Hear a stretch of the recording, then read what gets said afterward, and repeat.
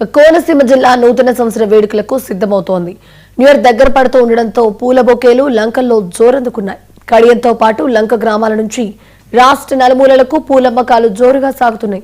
2026 నూతన సంవత్సరానికి శుభాకాంక్షలు తెలపడంలో పూల బొకేలు కీలక పాత్ర పోషిస్తాయి. పలు రకాల పువ్వులు, ఆకులతో ఈ బొకేలు తయారు చేస్తూ ఉంటారు. పూలకు ప్రసిద్ధి చెందిన తూర్పుగోదావరి జిల్లా కడియం మండల వ్యాప్తంగా తయారయ్యే ఈ బొకేలు రాష్ట్ర నలుమూలలకు కూడా సరఫరా అవుతాయి.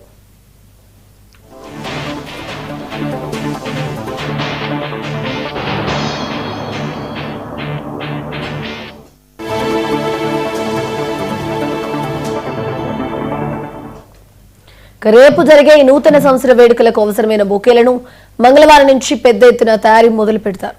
కడియపు లంక కేంద్రంగా తయారయ్యే ఈ బొకేలకు ఎక్కడా లేని డిమాండ్ ఉంది.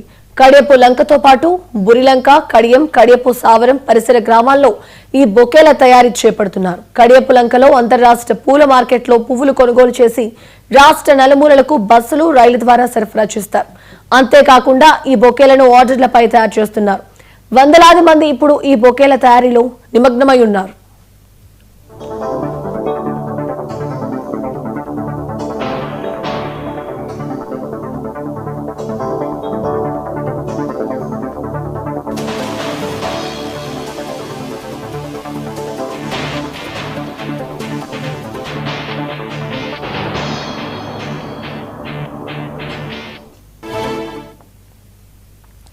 ₹100 బొకే నుంచి ఆర్డర్ పై 10,000 రూపాయల విలువైన బొకేలను కూడా ఇక్కడ తయారు చేస్తారు. ఇక బెంగళూరు, ఊటీ తదితర ప్రాంతాల నుంచి పెద్ద ఎత్తున పూలను దిగుమతి చేసుకుని బొకేలు తయారు చేస్తున్నారు.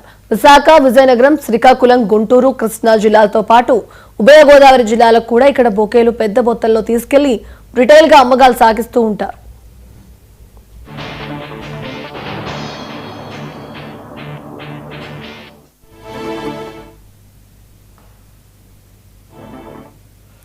ఈ బొకేల తయారీలో ఇతర రాష్ట్రాల నుంచి దిగుమతి చేసుకున్న జార్పారా, ఆర్కిడ్, స్నోన్, అంతారియం బాల్, గ్లాడ్, టాస్టూచస్, రిషాంత్, డచ్చి రోజెస్ వంటి ఖరీదైన పువ్వులను వినియోగిస్తారు. అలాగే వీటిని తయారు చేసి కార్మికులు కూడా ఇతర రాష్ట్రాల నుంచి తీసుకొచ్చారు.